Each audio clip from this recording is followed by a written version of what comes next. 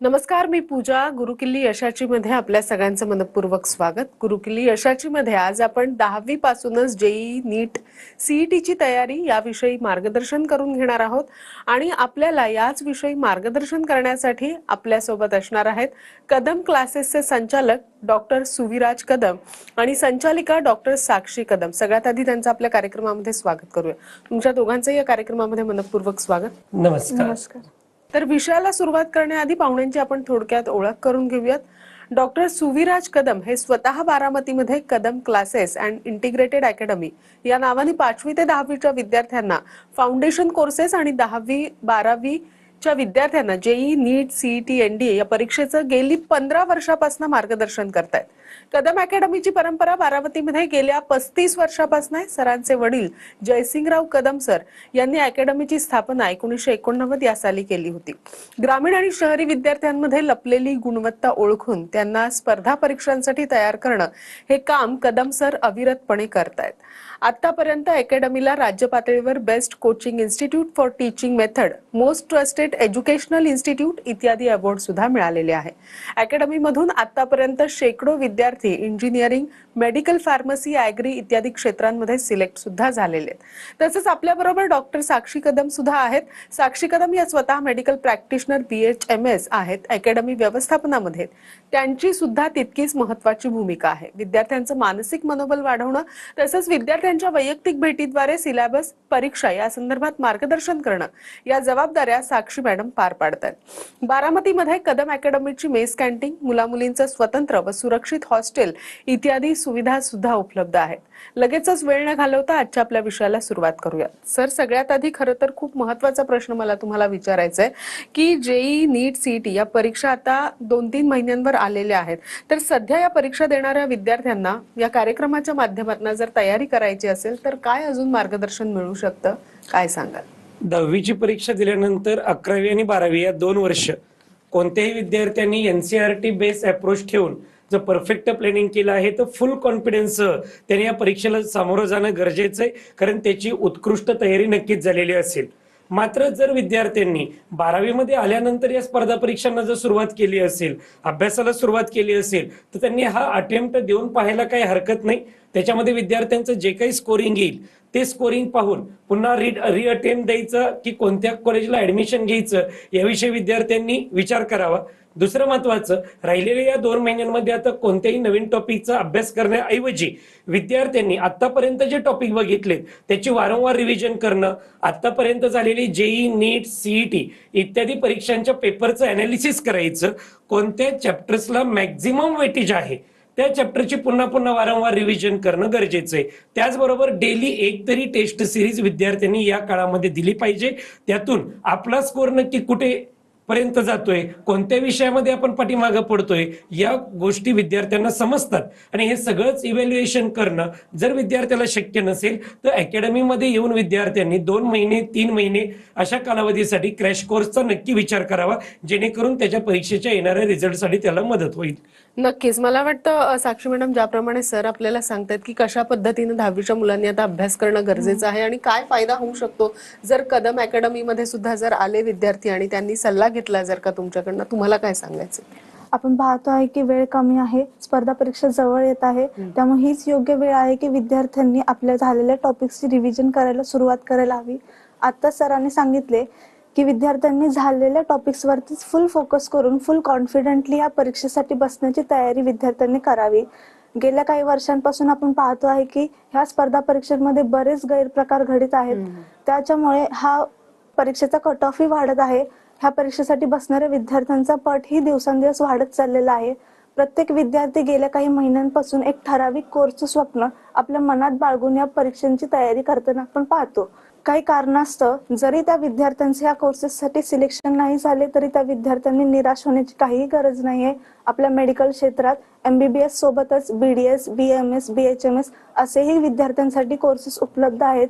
या परिस्थितीमध्ये सर्वात महत्त्वाचे, पालकांनी आपल्या पाल्याचे मानसिक मनोबल वाढवले पाहिजे व इतर कोर्सेसचा सुद्धा विचार करावा अशी प्रेरणा प्रत्येक पालकांनी आपल्या पाल्याला दिली पाहिजे.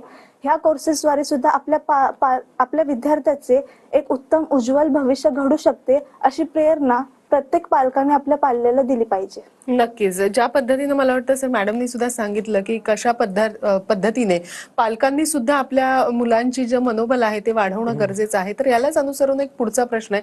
खरं तर कोरोना काळ हा जो मधला गेला त्यामध्ये 5वी ते 10वीच्या विद्यार्थ्यांच्या अभ्यासात बराच बदल आपल्याला दिसून येतोय. तर अभ्यासामध्ये मागे पडलेले जे विद्यार्थी आहेत त्यांच्याकडनं आपल्या अकॅडमीकडनं कोणते उपक्रम राबवले जातात याबद्दल काय मार्गदर्शन करता येईल? कोरोनाच्या काळामध्ये ऑनलाईन लेक्चर ऐकण्यासाठी आपण मुलांना मोबाईल उपलब्ध करून दिले. मात्र आजही त्यांच्या हातातून आपण ते मोबाईल घेऊ नाही शकलो. पालकांना मी जेव्हा विद्यार्थ्यांच्या अभ्यासाबाबत भेटतो तेव्हा त्यांची पहिली समस्या आहे विद्यार्थी मोबाईल आणि टीव्ही पासून दूर जात नाहीत. याचा परिणाम असा झालेला आहे की आता जरी आपण 6वी ते 10वीच्या वर्गांमधल्या विद्यार्थ्यांचा निरीक्षण तक्ता पाहिला तर त्याच्यामध्ये 30 ते 40% विद्यार्थ्यांना आजही इंग्लिश भाषा लिहिता आणि वाचता येत नाही. तसेच अनेक गणिताच्या बेसिक क्रिया ज्याला आपण गुणाकार, भागाकार, बेरीज, वजाबाकी म्हणतो त्या क्रिया सुद्धा विद्यार्थ्यांना जमत नाहीत. मग या विद्यार्थ्यांकडून परफेक्टपणे अभ्यासाची तयारी करून घेणं, मोबाईल, टीव्ही, इतर गोष्टी इत्यादींपासून विद्यार्थ्यांना परावृत्त करून अभ्यासासाठी प्रवृत्त करणं, त्यांना अभ्यासाची आवड लावणं, पेपर लिखाणाची मांडणी शिकवणं, अभ्यासाचं महत्त्व पटवून देणं इत्यादी गोष्टींसाठी आपली अकॅडमी पहिल्यापासून विद्यार्थ्यांना घडवण्याचं काम करत आहे. नक्कीच. त्याचप्रमाणे सर पुढचा प्रश्न असा मी तुम्हाला विचारते की 5वी ते 10वीच्या विद्यार्थ्यांसाठी स्पर्धा परीक्षांचं फाउंडेशन करून घेणं कितपत महत्वाचं आहे आणि त्याबाबत या कार्यक्रमाच्या माध्यमातून आपल्याला काय विद्यार्थ्यांना मार्गदर्शन करायचं? इथं पहिल्यांदा ही गोष्ट आपल्याला लक्षात येणं गरजेचं आहे की फाउंडेशन हा कोर्स नक्की कोणासाठी आहे. 5वी ते 10वी मधील बऱ्याच विद्यार्थ्यांना आपलं पुढचं career medical, engineering, pharmacy, agri, NDA इत्यादी क्षेत्रांमध्ये करायचं याची चुणूक अगोदरच त्यांना जाणवलेली असते. त्यानुसार विद्यार्थ्यांना आत्तापासूनच जेई, नीट, CET इत्यादी स्पर्धा परीक्षांचा बेस तयार करण्यासाठी CBSE आणि ICSE लेवलच्या पुस्तकातून त्यांच्या फिजिक्स, केमिस्ट्री, मॅथ्स, बायोलॉजी इत्यादी विषयांची तयारी करून घेणं, त्याचसोबत ॲप्टिट्यूड असेल, जनरल नॉलेज असेल, भाषण स्पर्धा, वक्तृत्व स्पर्धा, वादविवाद स्पर्धा इत्यादी सर्वांगीण विकास करून घेण्यासाठी विद्यार्थी फाउंडेशन कोर्सला ॲडमिशन घेतो. मात्र कित्येक विद्यार्थी असे असतात की ज्यांचं अजून करिअर फिक्स नाही, मात्र जीवनाच्या वाटेवरची पहिली परीक्षा म्हणून ते 10वीच्या परीक्षेला पाहतात आणि 10वीच्या परीक्षेमध्ये 90% जास्त मार्क मिळवणे हे त्यांचं ध्येय असतं. अशाही विद्यार्थ्यांसाठी एक वेगळा फाउंडेशन कोर्स आपल्या अकॅडमीद्वारे चालवला जातो, ज्याच्यामध्ये विद्यार्थ्यांच्या बोर्ड परीक्षेचं बेस्ट प्रिपरेशन आपण करून देत आहोत. सर ज्या पद्धतीनं आता तुम्ही सांगत होता की फाउंडेशन कोर्स करणं का गरजेचं आहे आणि त्यामुळे विद्यार्थ्यांमध्ये किती फरक पडू शकतो, तर असाच एक प्रश्न तुम्हाला विचारायचा आहे की स्टेट बोर्डामधनं पास झालेले विद्यार्थी आणि CBSE ICSE मधनं पास झालेले विद्यार्थी हे जेव्हा ह्या स्पर्धा परीक्षा देत असतात तेव्हा स्टेट बोर्डामधनं पास झालेले विद्यार्थी आणि CBSE ICSE मधनं पास झालेले विद्यार्थी यांच्यामध्ये काही फरक आपल्याला जाणवतो का किंवा नेमका काय फरक असतो? फरक अतिशय सोपा आहे. 11वी आणि 12वी नंतरच्या ज्या काही जेई, नीट, CET या स्पर्धा परीक्षा आहेत या NCERT बेस स्पर्धा परीक्षा आहेत. त्याच्यामुळे आपला स्टेट बोर्डचा विद्यार्थी हा आपल्या स्टेट बोर्डची बुक्स वापरत आलेला असतो. तो स्पर्धेतून बाहेर टाकला जातो किंवा त्याला तो अभ्यासक्रम अवघड जातो. मग अशा विद्यार्थ्यांना ह्या स्पर्धा परीक्षा अवघड जाऊ नयेत म्हणून 10वीची परीक्षा झाल्यानंतर आपल्या अकॅडमीतर्फे आपण फाउंडेशन ब्रिज कोर्स राबवतो, ज्याच्यामध्ये विद्यार्थ्यांना आतापर्यंत 8वी ते 10वी मध्ये झालेले 4ही विषय PCMBच्या बेसिक कन्सेप्ट शिकवल्या जातात. त्याचबरोबर करिअर गायडन्स सुद्धा केला जातो, जेणेकरून आपलं करिअर PCM म्हणजे मॅथ्स विषयामध्ये आहे की बायोलॉजी विषयामध्ये आहे का आपण NDA मध्ये आपली चुणूक दाखवू शकतो याची जाणीव विद्यार्थ्यांना व्यवस्थितपणे होऊ शकते. सर बऱ्याच विद्यार्थ्यांना प्रश्न पडलेला असतो की 10वी नंतर पुढे काय, तर IIT असेल, JEE असेल, नीट असेल, MHT असेल, CET असेल या परीक्षा त्यांच्या अभ्यासक्रम पातळी याबद्दल तुम्हाला या कार्यक्रमाच्या माध्यमातून आपल्या विद्यार्थ्यांना काय मार्गदर्शन करायचं आणि काय आणखीन सांगायचंय सविस्तर?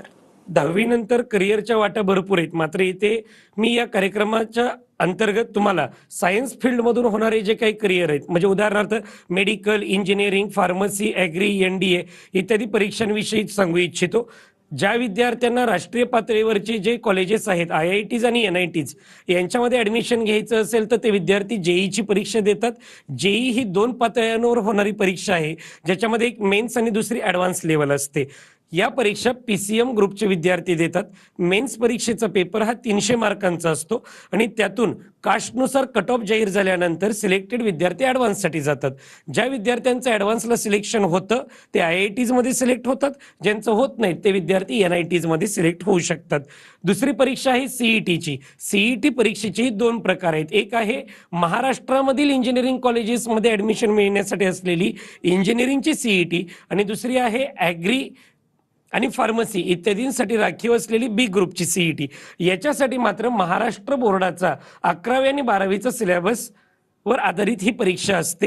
ही 200 मार्कांची परीक्षा असते. आणि तिसरी जी परीक्षा आहे ती आहे संपूर्ण देशामध्ये मेडिकल ॲडमिशन्स साठी घेतली जाणारी नीट नावाची परीक्षा. याच्यामध्ये 11वी आणि 12वीचा NCERTचा सिलेबस 50-50% दोन्ही वर्षांचा राखीव असतो. यातील JEE आणि नीट परीक्षांसाठी निगेटिव्ह मार्किंग सुद्धा अवलंबलेलं आहे. म्हणजे प्रत्येक बरोबर प्रश्नाला 4 मार्क आणि प्रत्येक चुकीच्या प्रश्नाला तुमचा 1 मार्क कमी होतो. CETच्या परीक्षेसाठी मात्र असे निगेटिव्ह मार्किंग अद्यापही आलेलं नाही. नक्कीच. त्याचप्रमाणे सगळ्यात महत्त्वाचा प्रश्न खरं तर आहे, ग्रामीण भागातनं जे विद्यार्थी येतात, तर या ग्रामीण भागातनं जे विद्यार्थी येतात त्यांना शहरात आल्यानंतर नेमकी कशा प्रकारे या परीक्षेची तयारी करावी लागते? काही वेगळी मेहनत त्यांना घेणं आवश्यक असतं? ग्रामीण भागातील विद्यार्थी ज्यावेळी मोठी मोठी स्वप्न पाहतो, मात्र त्याच्याकडे तयारीसाठी असलेली संसाधनं 2 आहेत. एक म्हणजे मोबाईलवर उपलब्ध असलेले युट्यूबवरील व्हिडिओ लेक्चर्स आणि दुसरे NCERTचे बुक्स. NCERTचे बुक्स त्याला शिकवायला कोणी नसतं, त्याच्यामुळे तो युट्यूबच्या व्हिडिओची मदत घेतो. मात्र युट्यूबचा वापर करत असताना सोशल मीडियामध्ये जेव्हा तो जातो तेव्हा विद्यार्थी मिसगाईड होतो किंवा फॉल्स मार्केटिंगला बळी पडतो. आता फॉल्स मार्केटिंग म्हणजे नेमकं काय, तर ऑल ओव्हर इंडिया ज्या विद्यार्थ्यांचा रँक येतो ते विद्यार्थी काही कारणास्तव आपण वेगवेगळ्या अकॅडमीमधून शिक्षण घेतलेले अशी जाहिरात मार्केटमध्ये करतात. त्याच्यामुळे विद्यार्थ्यांच्या मनामध्ये आपण नक्की कोणत्या अकॅडमीला ॲडमिशन घेतलं पाहिजे हा प्रश्न निर्माण होतो. अनेकदा आपण पाहतो एखादी अकॅडमी तिच्या ऑल ओव्हर इंडिया फ्रँचायझीज असतात, मात्र रिझल्ट हे ठराविक मोठ्या सिटीजमधूनच आलेले असतात, मात्र ते डिस्प्ले ऑल ओव्हर इंडिया केले जातात. यावेळी ग्रामीण भागातून शहरी भागामध्ये शिक्षणासाठी येणाऱ्या विद्यार्थ्याला महत्त्वाचा प्रश्न आहे, मी नक्की ॲडमिशन कोठे घेऊ? या मॅडम कार्यक्रमाच्या अंतर्गत महाराष्ट्रातील तमाम विद्यार्थी आणि पालकांना मी काही गोष्टी सांगतो. कोणतेही अकॅडमीला ॲडमिशन घेत असताना तेथील सक्सेसचा अगोदर रेशो पहा की तिथे आलेला सक्सेस किती विद्यार्थ्यांमधून आलेला आहे. तेथील टीचिंग स्टाफ हा ॲक्च्युअलमध्ये JEE आणि नीट लेवलचं टीचिंग करतो का? आपल्या विद्यार्थ्याला तिथे उपलब्ध असलेल्या मेस आणि हॉस्टेल सुविधा व्यवस्थित आहेत का? ही फ्रँचायझी आहे की ॲक्च्युअल अकॅडमी त्या गोष्टी सगळ्यात चालवते? एका वर्गामध्ये किती विद्यार्थी बसतात? ग्रामीण भागातून आता महाराष्ट्राचं जर आपण चित्र पाहिलं मॅडम, जास्तीत जास्त विद्यार्थी पुणे, लातूर किंवा राजस्थानमधील कोटा इत्यादी शहरांमध्ये शिक्षणाला जातात. एका वर्गामध्ये 300 विद्यार्थी बसून शिक्षण घेतात. पालकांनी विचार करणं गरजेचं आहे की आपल्या विद्यार्थ्यावर वैयक्तिक लक्ष तिथं कसं दिलं जाऊ शकतं. आज महाराष्ट्राचे उपमुख्यमंत्री अजितदादा पवारांच्या बारामतीमध्ये शिक्षणाच्या इतक्या चांगल्या सोयी उपलब्ध झालेल्या आहेत, त्याच्यामुळे शिक्षणाच्या पंढरींमध्ये आता पुण्यापाठोपाठ बारामतीचंही नाव यायला सुरुवात झालेली आहे. एका वर्गामध्ये जेवढे मिनिमम विद्यार्थी राहतील तेवढं त्या विद्यार्थ्यावर वैयक्तिक लक्ष आपल्याला तिथं देता येऊ शकतं. नक्कीच. मला वाटतं या विषयावर आपण अजून चर्चा करूया, मात्र एका छोट्याशा विश्रांतीची वेळ झाली आहे. लगेचच भेटूया. तुम्ही कुठेही जाऊ नका. पाहत रहा गुरुकिल्ली अशाची.